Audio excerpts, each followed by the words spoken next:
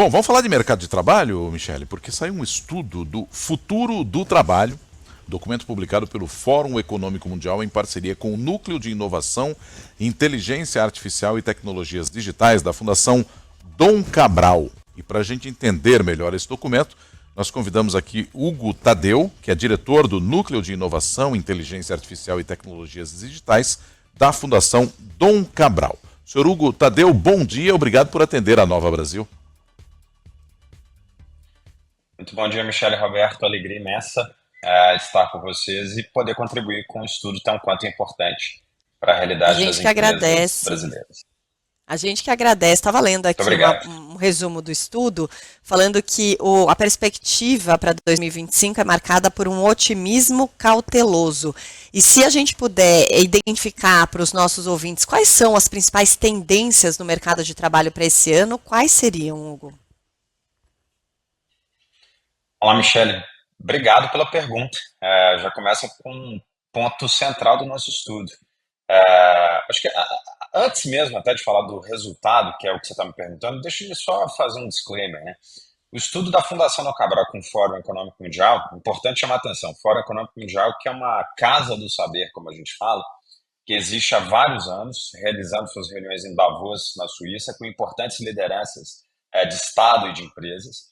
E nesse sentido, a Fundação Dom Cabral tem uma contribuição para fazer um levantamento de dados. Usualmente a gente faz a leitura de competitividade dos países, em especial do Brasil, com uma leitura mais atenta sobre a questão do trabalho. Nesse caso específico sobre o trabalho, aí sim, entrando na sua pergunta, a gente fez um levantamento muito cuidadoso e minucioso com empresas e com empregados, e do contrário daquele senso, né, usual que as pessoas têm, que é inteligência artificial, ou que a análise de dados baseado nessa inteligência artificial, que isso vai trazer uma demissão em massa, a perspectiva que a gente traz no nosso documento é positiva. A gente estima mais de 70 milhões de empregos sendo criados, o que traz também uma narrativa de reskilling e upskilling, traduzindo esse termo que a gente usa no dia a dia, né? Para qualificação, requalificação, treinamento e investimento, tanto das pessoas físicas quanto das empresas, para a gente poder surfar numa onda de crescimento da adoção dessas tecnologias no mercado de trabalho. E o foco central que a gente coloca no documento é o foco da produtividade. A gente sai daquela leitura de 5, 10, 15, 20 anos atrás, que a inteligência artificial seria meio que uma jornada nas estrelas, muito mais para uma agenda de aplicação. Então, o que a gente está chamando no documento é que cada um de nós, empregados ou os empregadores, né, a gente vai ter que fazer investimentos, quiçá recursos financeiros ou quiçá tempo, para a gente poder entender que diabos que essas tecnologias tanto trazem e o quanto que a gente deveria aplicar no nosso dia a dia do trabalho. Muito bem. Hugo, essa questão do trabalhador aí especificamente, e você falou que as empresas estão prontas para oferecer esse treinamento, né? Terão que dar esse treinamento. E o trabalhador, e o colaborador, como gosta de dizer o meio corporativo, ele vai ficar lá impassível, só esperando esse empurrão da sua companhia, ou ele vai ter que procurar esse aperfeiçoamento sozinho? Roberto, não. Se eu pudesse fazer uma leitura um pouco mais atenta, inclusive, para a realidade brasileira, não a realidade global, o dado Made in Brazil, se você pudesse falar, ele chama um pouco a nossa atenção, porque o que as empresas brasileiras estão dizendo é que elas estão optando muito mais por contratar mão de obra externa, ou quiçá demitir, do que necessariamente fazer um investimento. No nosso documento, a gente chama atenção com total clareza e ciência, não para os diretores de tecnologia, mas sim para os gestores da área de gestão de pessoas. Ou seja, a gente vai ter que alçar um pouco o debate do tema de qualificação e requalificação aos conselhos, que é uma sugestão que a gente faz, para que isso vire prioridade estratégica e, claro, para que a gente tenha orçamento e investimento para fazer dessa qualificação. Ou seja, as empresas têm sim um papel preponderante na formação da sua mão de obra, que é o que a gente está vendo no mundo afora, e ao mesmo tempo o próprio empregado, e aí são dados que a gente observa todo santo dia na Fundação Dom Cabral, o indivíduo vai ter que ser protagonista da sua agenda. Não dá mais para ficar esperando, como a gente fez, sei lá, há alguns anos atrás, que a empresa, tudo bem, responsável, mas que a empresa faça investimentos na minha agenda de desenvolvimento. Se a empresa não fizer, que eu faça. Porque o dado é evidente, o mundo vai surfar, já surfa, perdão, né, numa onda de adoção de tecnologias ou de temas, né, ou de funções como especialistas em Big Data, especialistas no que a gente chama de fintechs, que não necessariamente são soluções financeiras de startups, mas eu posso ter soluções financeiras na minha própria organização com a adoção de tecnologias. O quanto que a gente vai ser especialista ou minimamente entendido em temas como machine learning, que é um braço da inteligência artificial, que sai em temas mais profundos, né, como a questão da cibersegurança. Isso não é um assunto só do departamento de tecnologia, isso é um assunto para cada um de nós. Inclusive, se eu observasse o que aqui estamos fazendo, né? Acredito eu que vocês estão em São Paulo, eu estou no interior das Minas Gerais. A gente está adotando uma série de tecnologias, mas ninguém teve que me explicar como necessariamente adotar desses parâmetros todos para que estar com vocês. Ou seja, isso partiu de uma agenda muito mais da persona que vos fala para tanto. Então, o dado do nosso relatório, para fechar minha resposta, ele traz uma perspectiva importante. Empresas, é sim importante fazer investimento em treinamento e qualificação pelo avanço dessas tecnologias. Por outro lado, você que nos escuta, que é o empregado, se a empresa não fizer, está na hora sim de voltar ao banco escolar e buscar esse conhecimento para que isso traga ganhos de produtividade e, claro, empregabilidade para cada um de vocês. Bom, o Hugo já citou aí algumas das funções que devem ter um crescimento mais rápido nos próximos anos, e nesse ano, especialista em Big Data, engenheiro de fintech. Rapidinho, o que é engenheiro de fintech? Eu sei o que é fintech, que é aquela startup do mercado financeiro, mas o que faz um engenheiro de fintech? Você sabe? A grosso modo é um termo, sim, é o grosso modo o termo que o fórum e a gente também culminou, são especialistas em soluções financeiras com adoção de técnicas de machine learning. É porque a gente observa muito mais esse tipo de funcionalidade ou de emprego nas startups. Mas se a gente observasse o mercado financeiro como um todo, grandes bancos, inclusive no Brasil, já começam a ter essas funções, porque eu consigo fazer uma leitura de dados e antecipar, inclusive, a solução, por exemplo, tanto de meios de pagamento, ou de empréstimos, né, ou de soluções financeiras para o meu cliente, a partir dessa adoção de tecnologias. Só para não delongar muito, acho que todo mundo utiliza do seu telefone celular, e no seu telefone celular a gente tem a wallet, que é uma carteira digital. E todas as soluções de pagamento ficam registradas ali naquele telefone, ou no meu telefone, ou no telefone. Nesse sentido, alguém no banco está fazendo a leitura desses dados e antecipando o nosso comportamento. Isso seria um engenheiro de fintechs.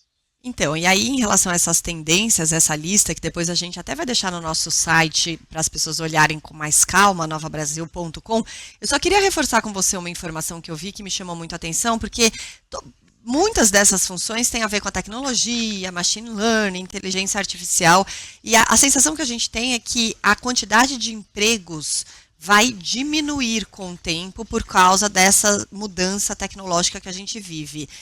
E o dado que eu vi aqui é a esperada criação de 170 milhões de novos postos de trabalho. Queria saber em que período isso. E isso é um aumento em relação ao que a gente tem hoje, Hugo? Michele, observe o saldo, por favor. A gente estima 170 milhões de novos empregos sendo criados, justamente nessas profissões vinculadas às tecnologias que a gente citou, mas vale a pena observar que no próprio documento a gente cita mais ou menos 90 milhões de empregos que tem uma probabilidade para eles deixarem de existir. Então a gente está olhando ao saldo. Tem uma outra questão que é muito importante também, que está disponível no relatório completo em inglês, mas que eu cito aqui para vocês, que é uma preocupação que a gente está tendo. E você me fez uma pergunta, né? A estimativa que a gente tem é entre 2020 e 30.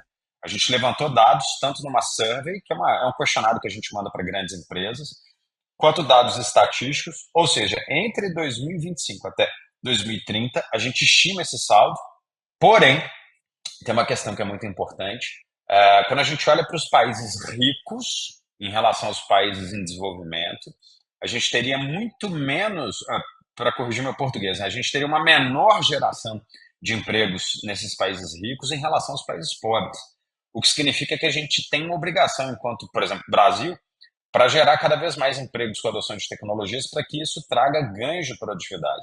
As empresas de grande porte já perceberam isso. Se olhasse, a grosso modo, setores importantes que a gente faz um mapeamento aqui na Fundação do Cabral, Se pegasse o setor financeiro, se pegasse o agronegócio, se pegasse o setor industrial, todos eles já perceberam que com essa propensão de geração de empregos numa menor quantidade em tecnologia, observando também a geopolítica, se a gente não fizer esse investimento, a propensão para a gente ter um aumento de custo, ou quiçá, custo operacional que eu digo, né?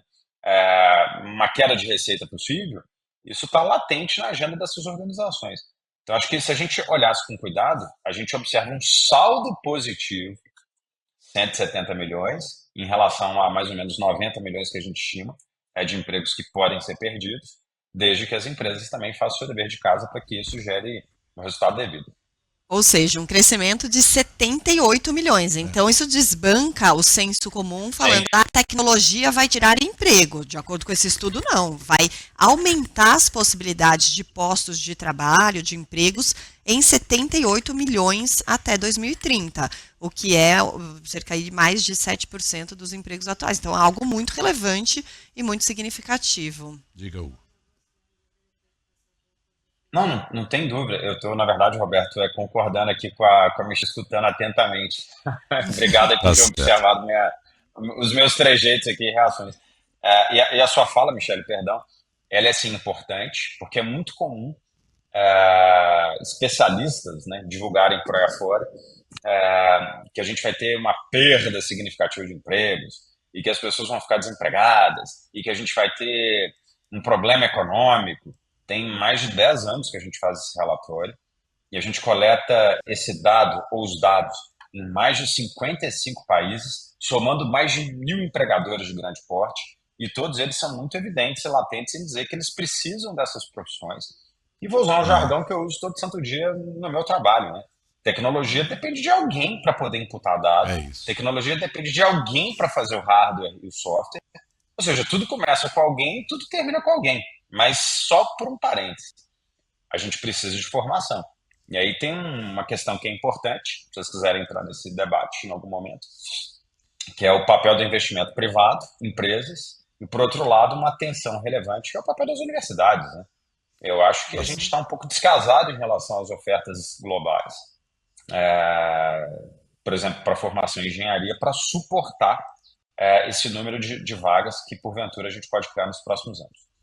Perfeito. Hugo Tadeu, muito obrigado, viu? O assunto é extraordinário, a gente passaria aqui mais algumas horas mesmo, batendo papo, conversando, entendendo melhor este atual momento e até desmistificando algumas coisas também. Obrigado, viu, Hugo, por atender a Nova Brasil. Um ótimo dia para você aí. Muito obrigado, gente. Um ótimo dia para vocês. Até uma próxima.